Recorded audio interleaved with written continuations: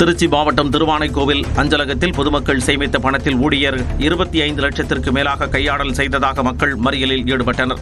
ஜம்புலிங்கம் நகரைச் சேர்ந்த லதா என்பவர் பொதுமக்கள் பலரிடம் மாதாந்திர சேமிப்பு திட்டத்தின் கீழ் சேமிக்க பணம் வசூல் செய்து மோசடி செய்ததாக கூறப்படுகிறது. இந்நிலையில் ஓய்வு பெற்ற மின்வாரிய ஊழியர் ஒருவர் தனது பணத்தை அஞ்சலக கணக்கில் இருந்து எடுக்கச் சென்றபோது பணம் இல்லாததும் லதா மோசடியில் ஈடுபட்டதும் தெரியவந்தது. கன்னியாகுமரி மாவட்டம் திக்கரங்கோட்டில் சாலையோரம் இருசக்கர வாகனத்தில் நின்றிருந்த தாய் மகள் மீது டாரஸ் லாரி மோதிய பதைபதைக்க வைக்கும் சிசிடிவி காட்சி வெளியாகியுள்ளது. இருசக்கர வாகனத்தில் வந்த தாயும் மகளும் சாலையோரம் இருந்த கடையின் முன்பு வாகனத்தை நிறுத்தினர். அப்போது பின்னால் வந்த டாரஸ் லாரி அவர்களின் மீது மோதியதால் தவறி கீழே விழுந்தனர். நல்வாய்ப்பாக இருவரும் லாரியின் சக்கரத்தில் சிக்காமல் உயிர் தப்பினர்.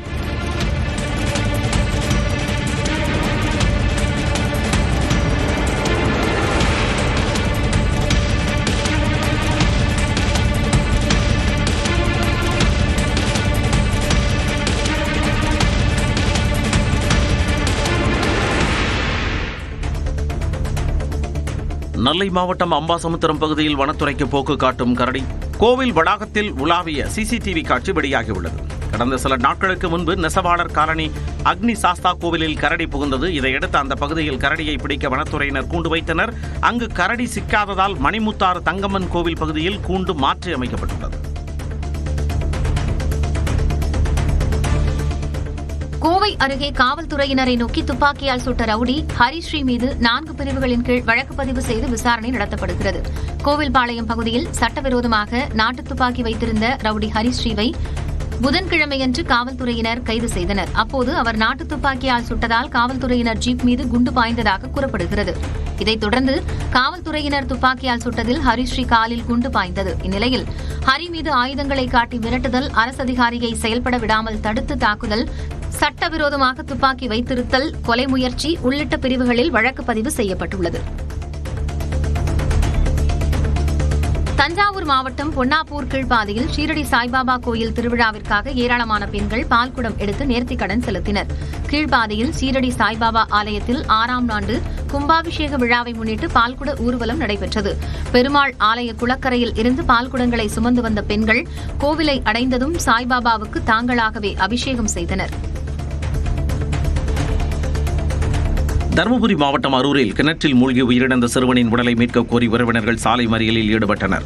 ஹரிதாஸ் என்ற 15 வயது சிறுவன் தனது தம்பி வசீகரன் மற்றும் நண்பன் ஹரி ஆகியோருடன் பழைய கோட்டை கிராமத்தில் உள்ள விவசாய கிணற்றில் குளிக்கச் சென்றார். அப்போது தலைகீழாக தண்ணீரில் குதித்த ஹரிதாஸ் நீண்ட நேரமாக மேலே வராமல் இருந்துள்ளார். தகவல் அறிந்த அக்கம் பக்கத்தினர் தீயணைப்பு வீரர்களை வரவழைத்தனர். அவர்கள் 3 மணி நேரம் தேடியும் சிறுவன் உடலை மீட்க முடியாததால் உறவினர்கள் மக்கள் மறியலில் ஈடுபட்டனர். நீலகிரி மாவட்டம் முதுமலை புலிகள் காப்பகத்திற்குட்பட்ட மாயார் நீர்மின் நிலைய பகுதியில் பட்டப்பகலில் புலி உலாவியது மக்களிடையே அச்சத்தை ஏற்படுத்தியுள்ளது. மாயார் கிராமத்தில் யானை, புலி, சிறுத்தை, கரடி உள்ளிட்ட வனவிலங்குகளின் நடமாட்டம் அதிகமாக காணப்படுகிறது. இந்நிலையில் நீர்மின் நிலையத்தில் உள்ள பிரம்மாண்ட குழாய்களின் அருகே சாலையில் நின்றிருந்த புலி எதிரே இருந்த வாகனத்தை முறைத்து பார்த்தபடி சென்றது. கடந்த சில நாட்களுக்கு முன்பாக இதே பகுதியில் கன்றுக்குட்டியை புலி வேட்டையாடி வனப்பகுதிக்குள் இழுத்து சென்றதும் குறிப்பிடத்தக்கது. வரதராஜ பெருமாள் கோயில் வைகாசி பிரம்மோற்சவத்தின் 5ஆம் நாள் விழாவில் வரதராஜ பெருமாள் மோகினி அவதாரத்தில் எழுந்தருளி தங்கப்பல்லக்கில் வீதி உலா வந்தார். வரதராஜ பெருமாளுக்கு நீல சட்டை, வெண்ணிற பட்டுடுத்தி, வைர வைடூரிய திரு ஆபரணங்கள் அணிவிக்கப்பட்டிருந்தன. கையில் கிளியை வைத்துக் கொண்டு கால்களை மடக்கி அமர்ந்து தன் அழகை தானே கண்ணாடியில் பார்த்து ரசித்தபடியாக பல்லக்கில் அவர் எழுந்தருளினார். வாத்தியங்கள் முழங்க பஜனை பாடல்களுடன் வீதி உலா வந்த அவரை பக்தர்கள் வழிபட்டனர். சேலம் மாவட்டம் ஆத்தூர் அருகே மின்மாற்றியில் ஏறிய பேரூராட்சி திடக்கழிவு மேலாண்மை திட்ட ஒப்பந்த ஊழியர் மின்சாரம் தாக்கி உயிரிழந்தார். தம்மம்பட்டி பேரூராட்சியில் திடக்கழிவு மேலாண்மை திட்டத்தில் ஒப்பந்த ஊழியராக பணியாற்றி வந்த விக்னேஷ் என்பவர் செந்தாரப்பட்டி செல்லக்கூடிய சாலையில் உள்ள மின்மாற்றியில் பழுது பார்ப்பதற்காக ஏறியுள்ளார். அப்போது மின்சாரம் தாக்கியதில் அவர் தூக்கி வீசப்பட்டு சம்பவ இடத்திலேயே பரிதாபமாக உயிரிழந்தார்.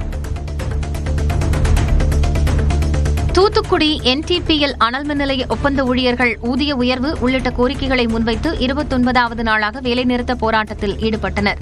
NTPL ஊழியர்களுக்கு NLCயில் வழங்குவது போன்று ஊதியம் வழங்க சென்னை உயர்நீதிமன்றம் உத்தரவிட்டிருந்தது. ஆனால் NTPL நிர்வாகம் இதனை எதிர்த்து மேல்முறையீடு செய்துள்ளது. இதையடுத்து NTPL ஊழியர்கள் ஏப்ரல் 17ஆம் தேதி முதல் வேலை நிறுத்தத்தில் ஈடுபட்டு வருகின்றனர். அவர்களுடன் 9 கட்டங்களாக நடந்த பேச்சுவார்த்தையில் எந்த முன்னேற்றமும் ஏற்படாத நிலையில் 3வது நாளாக உண்ணாவிரத போராட்டத்தில் ஈடுபட்டனர். சென்னையிலிருந்து ஆந்திர மாநிலம் சூலூர்பேட்டைக்கு சென்ற ரயிலில் கடத்தப்பட்ட 1 டன் ரேஷன் அரிசி பறிமுதல் செய்யப்பட்டது. பொன்னேரி ரயில் நிலையத்தில் வட்ட வழங்கல் அதிகாரிகள் சோதனை செய்தபோது மின்சார ரயிலில் ரேஷன் அரிசி கடத்தப்பட்டது கண்டுபிடிக்கப்பட்டது. இதனை பறிமுதல் செய்த அதிகாரிகள் தமிழ்நாடு நுகர்பொருள் வாணிபக் கழக குடோனுக்கு அனுப்பி வைத்ததுடன் கடத்தலில் ஈடுபட்டது யார் என்பது குறித்தும் விசாரணை மேற்கொண்டு வருகின்றனர். சிவகங்கை மாவட்டம் திருப்பாச்சேத்தி அருகே கரும்பு தோட்டத்தில் தோகைகளுக்கு தீ வைத்த போது மூச்சுத்திணறல் ஏற்பட்டு முதியவர் உயிரிழந்தார். கல்லூரணி கிராமத்தை சேர்ந்த 80 வயது முதியவர் ராஜா கிளி என்பவரின் நிலத்தில் கரும்பு அறுவடை பணி கடந்த 1 மாதத்திற்கு முன்பாக நடைபெற்றது. இதில் வெட்டப்பட்ட கரும்பு தொகைகள் வயல் முழுவதுமாக நிறைந்து கிடந்த நிலையில் அவற்றுக்கு ராஜா கிளி தீ வைத்துள்ளார். அதில் இருந்து புகை வெளியானதால் மூச்சுத்திணறல் ஏற்பட்டு ராஜா கிளி உயிரிழந்தார். காரைக்குடியில் இருசக்கர வாகனத்தின் மீது சரக்கு வாகனம் மோதி விபத்தில் முதியவர் உயிரிழந்தார். ஆவிடை பொய்கையை சேர்ந்த சூசை என்பவர் காரைக்குடியிலிருந்து ஆவிடை நோக்கி சென்று கொண்டிருந்த போது திருச்சி ராமேஸ்வரம் தேசிய நெடுஞ்சாலையில் சரக்கு வாகனம் ஒன்று சூசை சென்ற இருசக்கர வாகனத்தின் மீது மோதியது. இதில் தலையில் பலத்த காயமடைந்த சூசை நிகழ்விடத்திலேயே உயிரிழந்தார். விபத்து குறித்து குன்றக்குடி போலீசார் வழக்கு பதிவு செய்து விசாரணை மேற்கொண்டு வருகின்றனர். புதுக்கோட்டை மாவட்டம் பொன்னமராவதி அருகே அரசு மலையில் நெடுஞ்சாலைத்துறைக்கு சொந்தமான இடங்களில் இருந்த ஆக்கிரமிப்புகள் அகற்றப்பட்டன. அரசு மலை கிராமத்தில் சாலைகளை அகலப்படுத்தி குறுக்கே தடுப்பு அமைக்கக்கூடிய பணி நடைபெற்று வருகிறது. இதற்காக கடந்த 2 மாதங்களுக்கு முன்பு ஆக்கிரமிப்புகளை அகற்ற நோட்டீஸ் வழங்கப்பட்டிருந்தது. இந்நிலையில் 10க்கும் மேற்பட்ட நெடுஞ்சாலைத்துறை அதிகாரிகள் 20க்கும் மேற்பட்ட காவலர்களின் பாதுகாப்புடன் சாலையில் இருந்த ஆக்கிரமிப்புகளை இடித்து அகற்றினர்.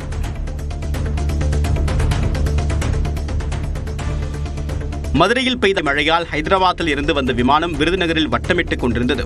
மதுரை விமான நிலைய சுற்றுவட்டார பகுதிகளில் வியாழக்கிழமை மாலை பலத்த காற்றுடன் மழை பெய்தது. இதனால் ஹைதராபாத்திலிருந்து மதுரை வந்த இண்டிகோ விமானம் தரையிறங்க முடியாமல் விருதுநகர் சுற்றுவட்டாரத்தில் அரை மணி நேரத்திற்கு மேலாக வட்டமிட்டுக் கொண்டிருந்தது. மழை குறைந்த பிறகு 1 மணி நேரம் தாமதமாக அந்த விமானம் தரையிறக்கப்பட்டது. விழுப்புரம் மாவட்டம் உளுந்தூர்பேட்டை அருகே காரின் முன்பக்க டயர் கழன்று தடுப்பு கட்டையின் மீது மோதிய விபத்தில் ஒரே குடும்பத்தை சேர்ந்த 10 பேர் காயமடைந்தனர். திருச்சியை சேர்ந்த காதர் இப்ராஹிம் குடும்பத்துடன் சென்னை ஐயம்பாக்கம் பகுதியில் உள்ள உறவினர் வீட்டுக்கு சென்றுவிட்டு ஊர் திரும்பியுள்ளார். ஆசனூர் GST சாலையில் சென்று கொண்டிருந்த போது இவர்களின் காரின் முன்பக்க டயர் கழன்றதால் கட்டுப்பாட்டு இழந்த இடது பக்கத்தில் இருந்த தடுப்பு கட்டை மீது மோதியது. இதில் காரில் பயணித்த 3 குழந்தைகள் உட்பட அனைவரும் காயமடைந்தனர். திண்டுக்கல் மாவட்டம் கொடைக்கானல் அருகே லேப்டாப்பிற்கு சார்ஜ் போட்டுக்கொண்டே பணியில் ஈடுபட்ட போது வெடித்து சிதறியதில் ஒருவர் பலத்த காயமடைந்தார். வில்பட்டி கிராமத்தில் மெடிக்கல் மற்றும் ஃபேன்சி கடை நடத்தி வரும் ஜெயவீரன் என்பவர் தோட்டப் பணிகளுக்காக பெட்ரோலும் விற்பனை செய்து வருகிறார். இவர் கடையில் இருந்தபோது சார்ஜ் போட்டுக்கொண்ட லேப்டாப்பில் பணி செய்து கொண்டிருந்த போது வெடித்து சிதறியது. இதனால் கடையில் இருந்த பெட்ரோல் கேனுடன் தீ பற்றி எரிந்தது. இதில் ஜெயவீரனுக்கு 40% தீக்காயம் ஏற்பட்ட நிலையில் மருத்துவமனையில் அனுமதிக்கப்பட்டுள்ளார். கரூர் மாவட்டம் கிருஷ்ணராயபுரம் அருகே போக்சோ சட்டத்தில் கைது செய்யப்பட்ட தனியார் பள்ளி தமிழ் ஆசிரியருக்கு 43 ஆண்டுகளாக கடுங்காவல் தண்டனை விதிக்கப்பட்டுள்ளது.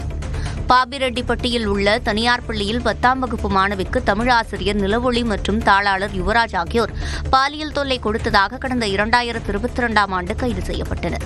இது தொடர்பான வழக்கை விசாரித்த கரூர் கூடுதல் அமர்வு மகளிர் நீதிமன்றம் நிலவொளிக்கு 43 ஆண்டுகளும் யுவராஜுக்கு 23 ஆண்டுகளும் கடுங்காவல் தண்டனை விதித்து உத்தரவிட்டது.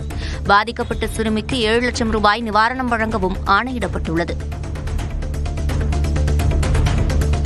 தருமபுரி மாவட்டத்தில் தொடர் மழை பெய்தும் நீர்வரத்து இல்லாததால் தும்பலஹள்ளி அணை வறண்டு காணப்படுகிறது. 2600 ஏக்கர் விவசாய நிலங்களுக்கு பாசன வசதி தரும் தும்பலஹள்ளி அணையின் கால்வாய்கள் ஆக்கிரமிக்கப்பட்டுள்ளதாக புகார் எழுந்துள்ளது. இதனால் அணை நீர்வரத்தின்றி வறண்டு காணப்படுகிறது எனவும் எண்ணெய் கோல் தும்பலஹள்ளி திட்டத்தை நிறைவேற்ற வேண்டும் எனவும் விவசாயிகள் கோரிக்கை விடுக்கின்றனர்.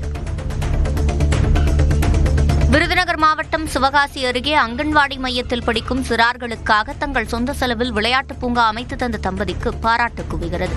சங்கரலிங்கபுரம் கிராமத்தில் செயல்பட்டு வரும் அங்கன்வாடி மையத்தில் 30க்கும் மேற்பட்ட சிறார்கள் பயின்று வருகின்றனர். இவர்களுக்காக அதே ஊரைச் சேர்ந்த தம்பதியான சிவபிரகாசமும் சோபனாவும் 1.5 லட்சம் மதிப்பீட்டில் பூங்கா உருவாக்கி தந்துள்ளனர்.